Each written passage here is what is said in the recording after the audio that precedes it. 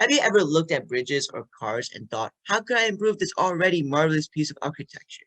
Well, I'm pretty sure no one does that, but that was something I took a true passion in.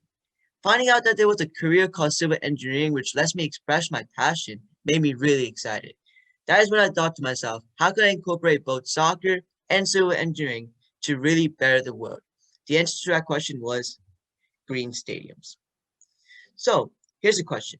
Have you guys ever gone to a stadium as a young kid and admired the architecture and technology throughout the stadium? Well, there's one problem with mostly all stadiums. They are not eco-friendly. So let's take, for example, SunTrust Park, the home of the Atlanta Braves.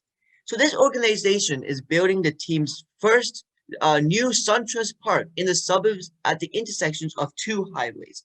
Now, think about this. Transportation is by far the largest source of carbon emissions associated with sports events.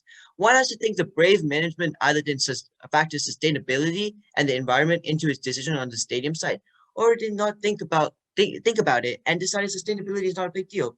I'm not sure which one's worse. So let's talk about how we can further better stadiums with new technology and eco-friendly materials. So evolving how we build on planet Earth, a new kind of civil engineering is needed. Imagine a total of 20 gates that will be showcasing the flora and fauna from different regions of the Earth. Now, let's take for example, Brazil. A gate will be commemorated for players such as Pele and Neymar, legends of the game, and also displaying a Brazilian-themed forest and Brazil's history, as spectators can come in and observe and learn about their team and the wonders and importance of Amazon biosystem. This is a cool idea, right? Now, let's talk about some eco-friendly materials. Concrete is a huge part of all stadiums. 80% of concrete carbon footprint comes from cement, and researchers have been trying to find a material that can reduce the carbon footprint. Now, the answer is bendable concrete. This super material allows thinner, less brittle structures that require less steel reinforcement, further reducing related carbon emissions. Another type of concrete that has caught my attention was recycled concrete, made from plastic cups and building rubble. Well, you can't have a stadium without seats, but how do you make them work for nature while no one is sitting in them? One way to do that is making a seat out of wood, a naturally renewable resource.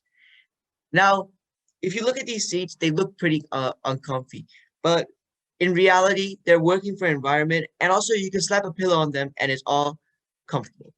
So these are all perfect ways to keep our environment and ourselves healthy.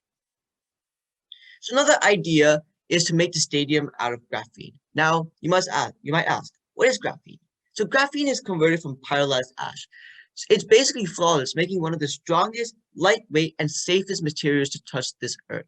So now, surrounding the stadium will be an electrical vertical takeoff and landing, EVTOL, that will import and export supporters to and from a game. Now, if you look at the pictures, it's self-explanatory. It's a really cool design. And in the future, this is how traveling and transportation will look like. Now, coming back to the issue with SunTrust Park had, EVTOLs would be a perfect way to combat this as it is all electrical. A cool concept. Fans around the world will not only enjoy the experience of a lifetime inside the stadium, but the trips there will also be amazing. Now, millions of people play and watch the game of soccer.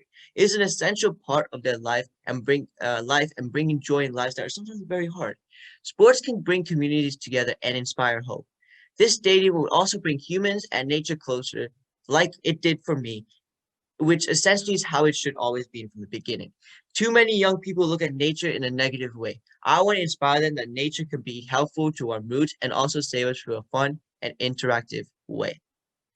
Thank you for watching.